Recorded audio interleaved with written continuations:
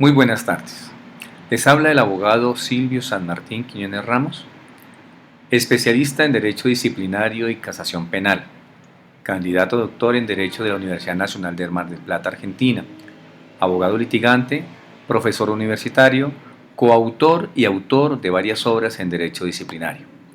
Presento un respetuoso saludo a los colegas que se encuentran conectados al canal del Colegio de Abogados en Derecho Disciplinario. La tarde de hoy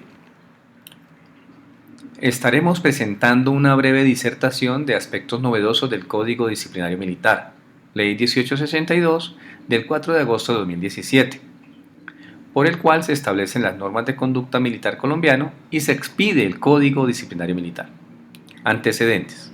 Lo primero que hay que mencionar es que la expedición acelerada del reglamento disciplinario contenido en la Ley 836 del 16 de julio de 2003, a raíz de la declaratoria de inconstitucionalidad parcial del Decreto Ley 1797 de 2000, declaró inexequible todo el procedimiento, no permitió que se realizara un estudio minucioso en su diseño, generando algunas debilidades procedimentales en el ejercicio de un efectivo control disciplinario, generando nulidades, vencimiento de términos y prescripciones de las investigaciones disciplinarias.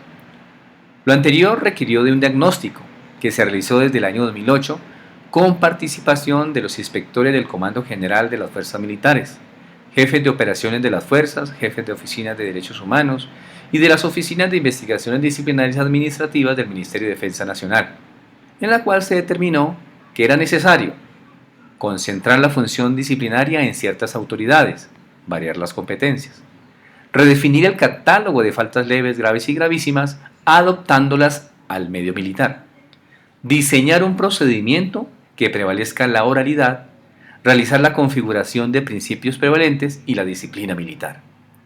La metodología que se utilizó en el diagnóstico comprendió actividades tales como revisión de la normatividad anterior de la Ley 836 de 2003 y los reglamentos de las escuelas de formación, comparación del texto de la ley vigente con los regímenes disciplinarios de las fuerzas militares de Estados Unidos, China, Chile, México y Perú, realización de debates a las propuestas en más de 60 sesiones, socialización del proyecto con expertos en materia disciplinaria, como lo fueron el doctor Jaime Bernal Cuellar, el doctor Carlos Gustavo Arrieta Padilla y el doctor Eduardo Montealegre Linet, entre otros.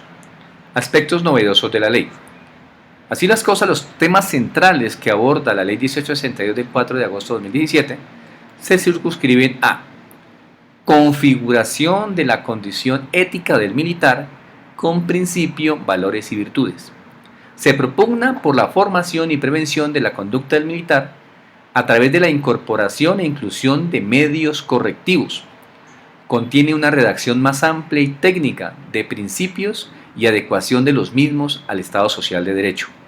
Se crea oficinas de asuntos disciplinarios como dependencias asesoras de los funcionarios competentes. Se crea la Junta Disciplinaria Militar para casos de trascendencia y de temas de derecho internacional humanitario. Se respeta el principio de jerarquía en la configuración de la competencia para conocer de las faltas disciplinarias, correspondiendo esta al personal militar activo integrante de las fuerzas militares. Se eliminan las faltas relacionadas con hechos penales o conductas penales. Se refiere especial importancia al procedimiento preferentemente oral, tanto para corregir como para sancionar. Se permite la utilización de los medios técnicos y tecnológicos para llevar a cabo las audiencias en el menor término posible. Se amplía el ámbito de aplicación del régimen disciplinario para toda clase de faltas a todos los soldados e infantes de marina en todas sus modalidades, esto es, soldados regulares, bachilleres y campesinos.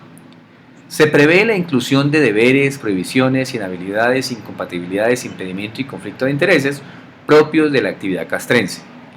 Se prevé el retiro del servicio a quienes hayan sido sancionadas 3 o más veces en los últimos 5 años por faltas graves dolosas o leves dolosas o por ambas. Se incluye un capítulo de pruebas acorde con el procedimiento que se implementa. Se establece la multa como sanción, Algunas faltas leves pasaron a correctivos, se reclasificó las faltas en general y finalmente se incorpora la figura de la caducidad. Un desarrollo más amplio de tales novedades nos permite sintetizarlo de la siguiente manera. En relación con el comportamiento ético militar, ante la necesidad de configurar todo el marco normativo sobre la ética militar, se reestructuró este aspecto, otorgándole la dimensión y alcance que la ética tiene en un militar, redactándose y consolidándose en el libro primero de la ley un capítulo denominado Normas de conducta y actuación militar, medios para mantener y encauzar la disciplina, que regula todo el marco ético-jurídico que debe regir el comportamiento militar colombiano. Este capítulo se constituye en la mayor transformación ética de las fuerzas militares, pues el libro primero del Código se convierte en un faro de luz que guía a los miembros de la institución castense en el duro trasegar de la vida militar, sobre la base que su condición humana se va a ser salvaguardada y robustecida al seguir los principios, valores y virtudes que allí se enmarcan. Los valores militares que estructuran la disciplina de las fuerzas militares no quedan como meros señalamientos etéreos y abstractos, sino que de manera sencilla se puede apreciar cuál es el rol a desempeñar en los diferentes ámbitos en el actual militar, como comandante o subalterno, en las operaciones militares internas o en operaciones de paz, en cuestiones administrativas u operacionales. Es decir, que de manera sencilla el militar va a saber cómo desempeñarse en las diferentes esferas en que puede actuar un militar. Tal situación va a permitir encauzar la disciplina en forma rápida y expedita, siendo responsabilidad de todos los miembros de la fuerza militar hacerlos. Dentro del título primero del libro primero de la Ley 1862 de 2017, se consagran varios capítulos novísimos sobre la ética militar y que se pueden resaltar de la siguiente manera. Capítulo primero, normas de conducta militar. Capítulo segundo, normas de actuación militar. Capítulo tercero, normas de actuación frente a la disciplina. Capítulo cuarto, normas militares de la conducta en el ejercicio del mando. Capítulo 5, normas militares de conducta en relación con los subalternos. Capítulo 6, normas de conducta en relación con el derecho internacional humanitario. Capítulo 7, normas de conducta en operaciones de paz, estabilización, seguridad y ayuda humanitaria. Ahora bien, frente a los medios para encauzar la disciplina son correctivos y sancionatorios. La Ley 1862 de 2017 configura y desarrolla un procedimiento informal para encauzar la disciplina a través de medios correctivos, de manera tal que la prevención y la adecuación del marco en que debe actuar un militar sea un mecanismo que puede ser utilizado por el personal militar en cualquier momento y lugar en que se observe que el actuar de un subalterno se encuentra alejado de los parámetros que lo rigen o desconocen los mismos. Dentro del título segundo del primer libro de la Ley 1862 de 2017, se consagran varios capítulos relacionados para disposiciones que permiten encauzar la disciplina, a saber, capítulo primero, medios para mantener y encauzar la disciplina militar. Dentro de este capítulo se encuentran las situaciones que dan lugar a la aplicación de los medios correctivos, con un catálogo de 26 situaciones que dan lugar a su aplicación, cuando se afecte en menor grado el servicio o la disciplina. Asimismo, los medios correctivos para encauzar la disciplina, con un catálogo de 8 medios correctivos y que no constituyen sanción disciplinaria, a saber: primero, realización de trabajos manuscritos; segundo, exposiciones orales; tercero, disminución de horas de salida; 4, prolongación de la jornada laboral hasta por 2 horas; quinto, presentaciones periódicas; sexto, trabajos especiales; séptimo, pérdida de días o salidas o permisos; y octavo, rectificación o disculpas. Esta norma cumple las mismas funciones de la Ley 734 de 2002, en donde se consagra en su artículo 51 la preservación del orden interno, así como el artículo 27 de la Ley 1015 de 2006, que es el reglamento disciplinario de la Policía Nacional, con la misma función y connotación. Es importante señalar que todas ellas no pueden ser registradas en los folios de vida. Para ello, las fuerzas han dispuesto llevar un libro especial donde se hacen las anotaciones que registren dichos correctivos, sin que puedan ser utilizados como antecedente. Sin embargo, lo novedoso de este tema es que el Código Disciplinario Militar consagra como falta disciplinaria leve, artículo 78, numeral 12, la siguiente falta disciplinaria, comillas, la reiteración de situaciones que hubieren dado lugar a la aplicación de medios correctivos dentro de los 4 meses siguientes a su imposición. Es decir, es un poco contradictorio que si la norma señala inicialmente que no son antecedentes, si se tiene entonces como tal para que en casos de reiteración se tenga como falta disciplinaria leve. Finalmente, se consagra en estos capítulos los estímulos, que son un total de 10.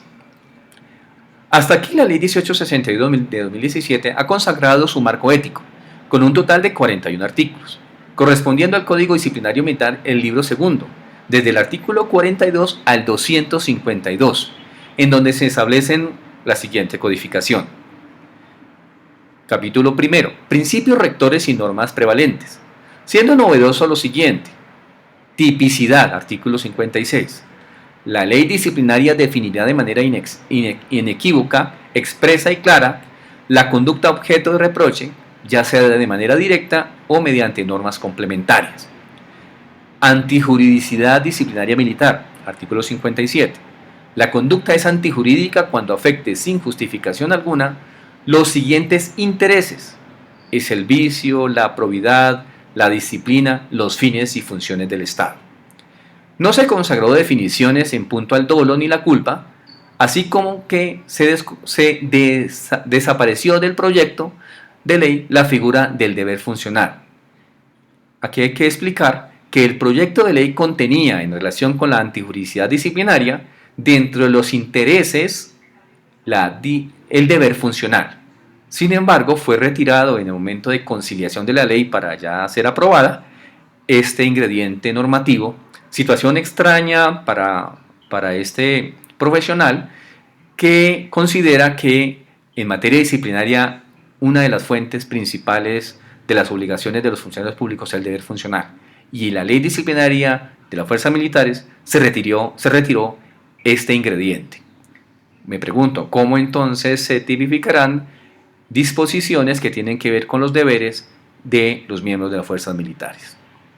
En el capítulo segundo nos habla un ámbito de aplicación dentro del cual están sus destinatarios, artículo 66, y considera como destinatarios de ese código los oficiales, suboficiales, soldados e infantes de marina de las fuerzas militares que hayan cometido una falta en servicio activo.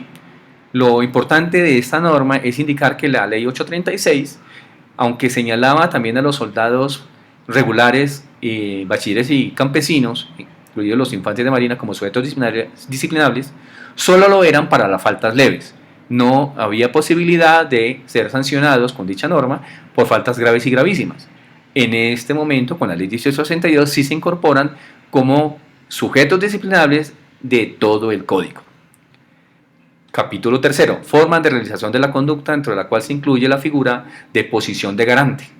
Esta norma no la tiene tampoco la ley 836 y señala dicha disposición en el artículo 69. Bajo criterios de razonabilidad e inmediatez, la responsabilidad disciplinaria se compromete por el cumplimiento de los deberes exigibles de los subalternos, cuando el superior esté en condiciones efectivas de evitar la falta. Es decir, está referida específicamente a superiores que cometen faltas disciplinarias en esa calidad de garantes. Título 2. Deberes, provisiones, inhabilidades, incompatibilidades y conflicto de intereses. Es importante señalar que el Código Disciplinario Militar desarrolló los ítems de deberes, prohibiciones e inhabilidades. Desafortunadamente omitió en su redacción el catálogo de incompatibilidades y conflicto de intereses que no figuran en la ley. En el título tercero de las faltas se hace una definición, clasificación y estipulación de las faltas, relacionándose en esta codificación una clasificación cerrada y otra abierta.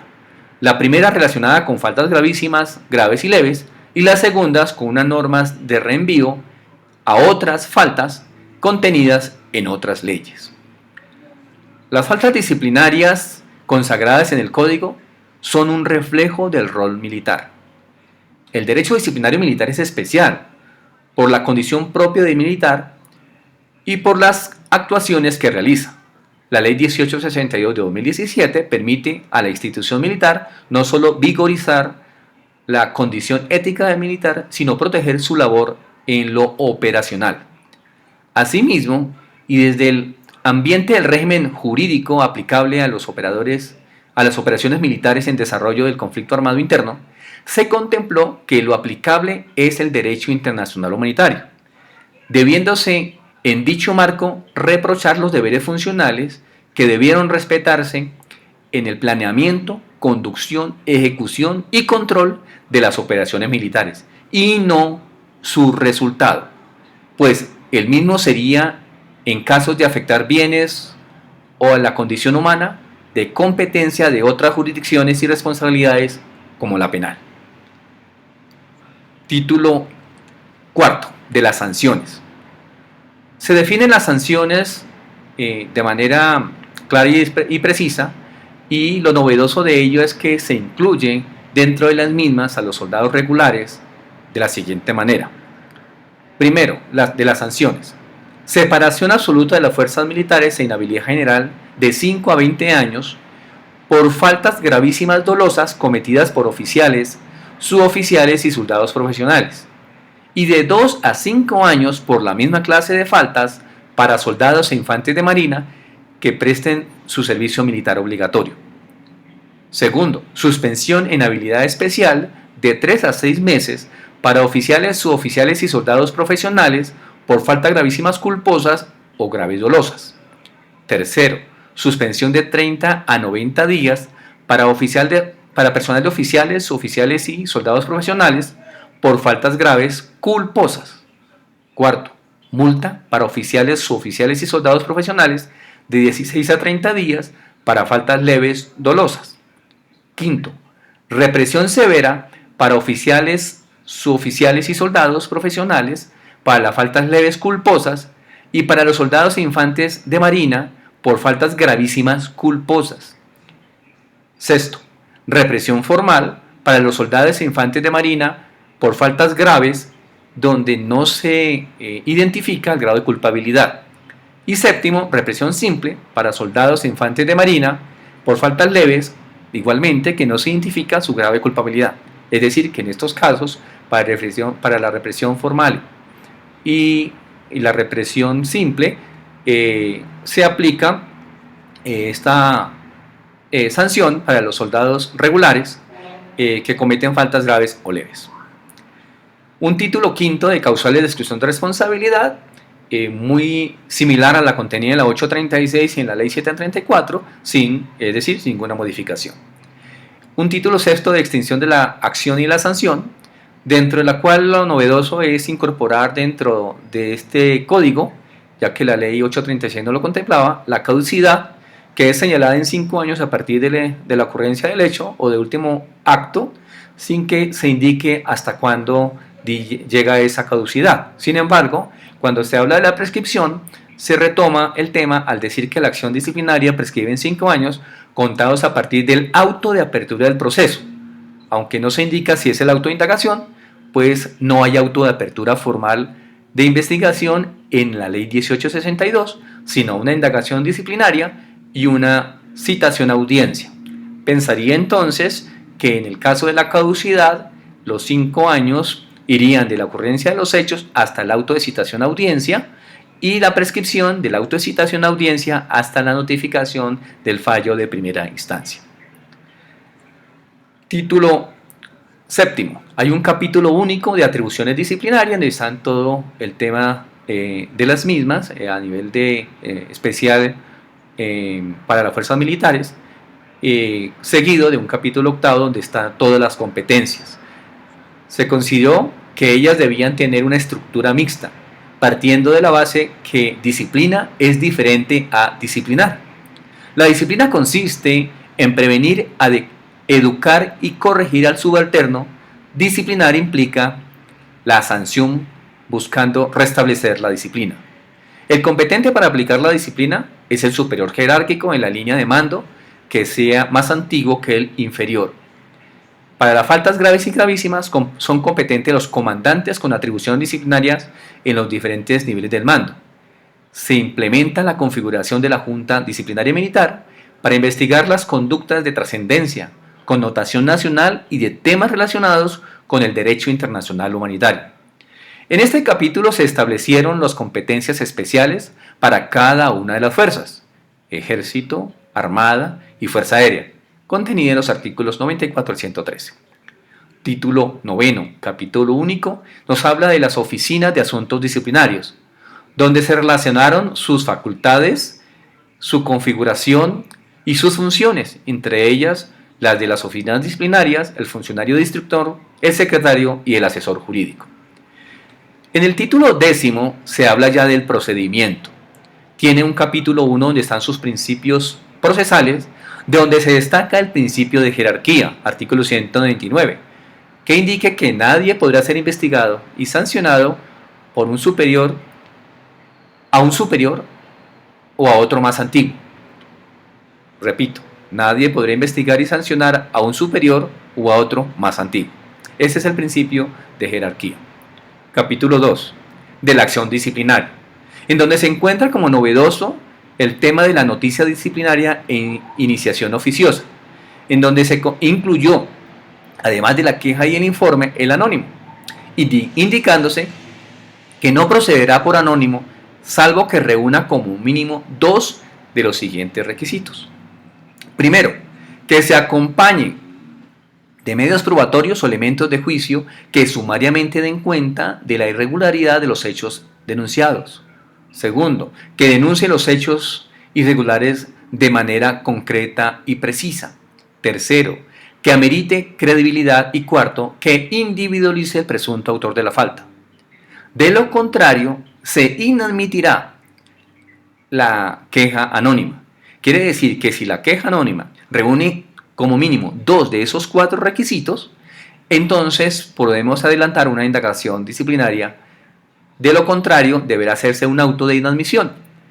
Esto es concordante con otras normas que tienen como precedente dicha disposición y que es la primera vez que se ve regulada en un código de manera expresa. Dichas normas que contienen algunos de esos aspectos señalados en los 4 requisitos son las leyes 24 del 92, artículo 27, numeral primero, ley 190 del 95, artículo 38, ley 734 de 2002, artículo 69, ley 962 de 2005, artículo 81. Asimismo, se incluyó la verificación previa, en donde indica que el funcionario con atribución disciplinaria podrá adelantar diligencias de verificación previa a tomar la decisión de dar inicio o no de la acción disciplinaria, con el propósito de establecer su procedibilidad. De lo contrario, se inhibirá. Durante las labores de verificación no podrán practicarse pruebas. Esta norma, podemos decir, también es muy novedosa, toda vez que en ningún estatuto, ni régimen, ni código disciplinario se consagraba la posibilidad de que antes de que el funcionario competente iniciara la acción disciplinaria, ya sea con una indagación disciplinaria o una investigación formal, se pudiesen hacer labores de verificación de procedibilidad de la acción. En este caso, por ejemplo, enviar oficios solicitando información que dé claridad sobre la procedibilidad de la misma. Asimismo, en este mismo capítulo se establece la famosa reserva de la actuación disciplinaria, en donde se señala en su artículo 142 que está sometida a reserva la indagación disciplinaria, las audiencias y las juntas disciplinarias militares, y lo único que es público son los fallos. Esto pues se diferencia con la ley anterior, que recuerde que la reserva se levantaba con el auto de cargos. Aquí ya no hay posibilidad de levantar reservas sino hasta el fallo. En el capítulo 3 nos habla de los impedimentos y recusaciones sin ninguna modificación a normas anteriores. Igualmente en el capítulo 4 nos habla de sujetos procesales, siendo importante señalar que tiene como sujetos procesales del proceso disciplinario el investigador y su defensor, la víctima, entendiéndose como tal la persona que individual o colectivamente haya sufrido daño directo como consecuencia de un hecho de connotación disciplinaria por conductas configurativas de infracciones al derecho internacional humanitario. Dentro del mismo capítulo se establecen los derechos del investigado, se señala una relación de 8, y también los derechos de las víctimas de derecho internacional humanitario, que se establecen un total de 10 derechos consagrados en el artículo 150. Continuando con los capítulos que contiene este procedimiento, tenemos en su capítulo quinto las providencias y notificaciones sin alteración al contenido de otras disposiciones ya conocidas, lo mismo que capítulo sexto, los términos, los séptimos recursos. Entre los recursos, la única situación novedosa es que desaparece el recurso de queja y se denomina de manera especial en este código la insistencia en la admisión del recurso de apelación. Es decir, que no se interpondrá cuando se niega la apelación el recurso de queja, sino que será el de insistencia de la admisión del recurso de apelación, como novedosa esta norma.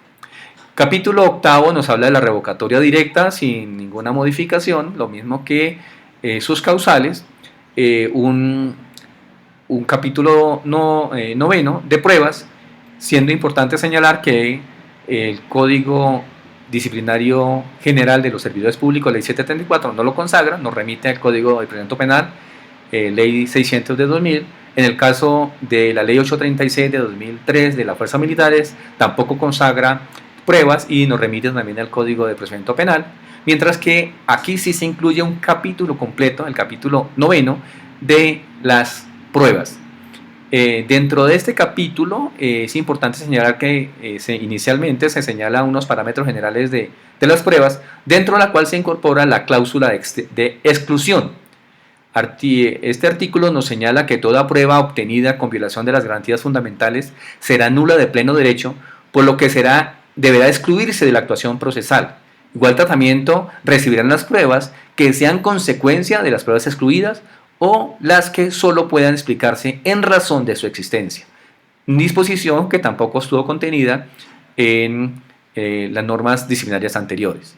Se estableció y configuró un sistema de pruebas propio para el procedimiento, como son la confesión, el testimonio, la peritación, la inspección disciplinaria, los documentos y los indicios. Igualmente se estableció en el capítulo 16 las nulidades, dentro de las cuales se encuentran sus causales, agregándose una más a las ya conocidas, es decir, la falta de competencia del funcionario para fallar, la violación del derecho de defensa, las irregularidades sustanciales que afectan del debido proceso, y se incluyó una última causal, que es la violación del principio de jerarquía. Es decir, que violar el principio de jerarquía es causal de una nulidad. Capítulo 17 nos habla de las actuaciones para faltas graves y gravísimas. En este caso se montó un sistema mixto, en donde es escrito la etapa de indagación y es oral la etapa de juzgamiento. Dentro de la etapa de indagación tenemos que la misma es de 6 meses, tiene los mismos requisitos que se establecían inicialmente en la de 836 y en la 734, que es la de establecer la existencia de los hechos, si constituye falta disciplinaria, si se actúa amparado en causales de exclusión de responsabilidad y la identificación del autor.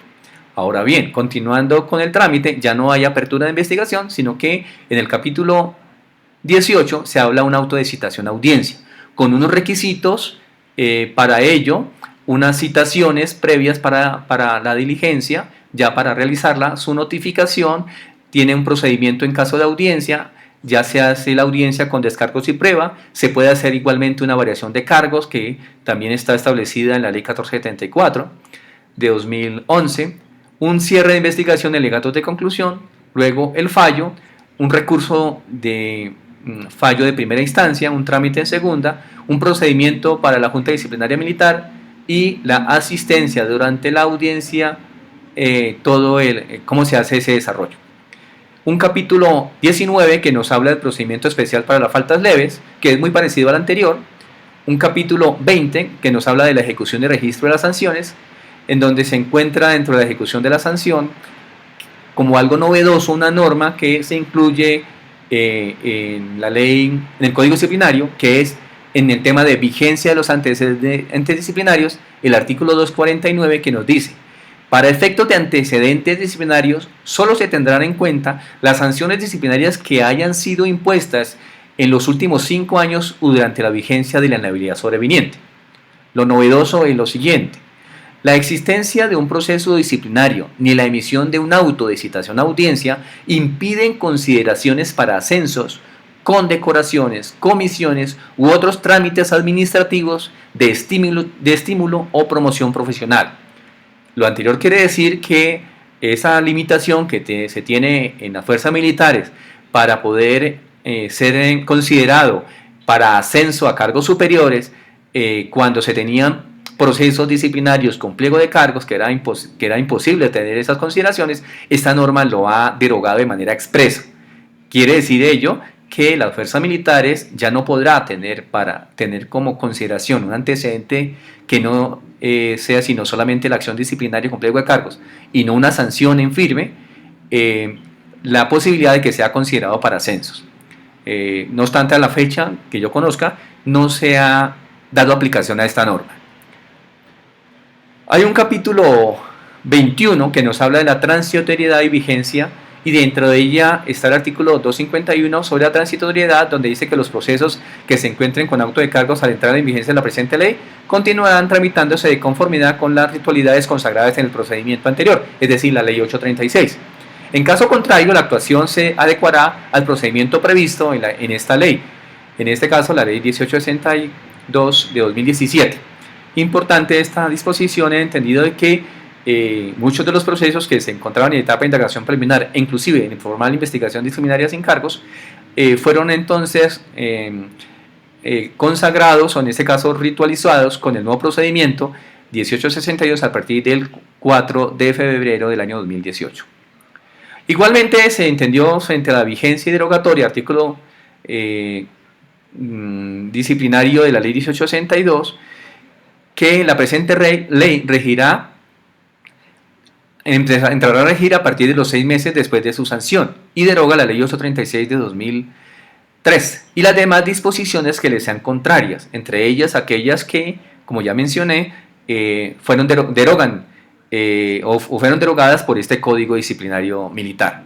En síntesis, la ley 1862 de 2017 presenta un código disciplinario especial propio de las fuerzas militares, en donde se consagraron las conductas éticas que deben de exigírsele al militar en todos los roles que desempeña durante su actividad castrense, a través de los procedimientos ágiles, efectivos y eficaces que permitan encauzar la disciplina y establecer la misma a través de las sanciones. Espero de esta manera haberles podido contextualizar a grandes rasgos las novedades del Código Disciplinario Militar contenido en la Ley 1862 del 4 de agosto de 2017. Muchas gracias.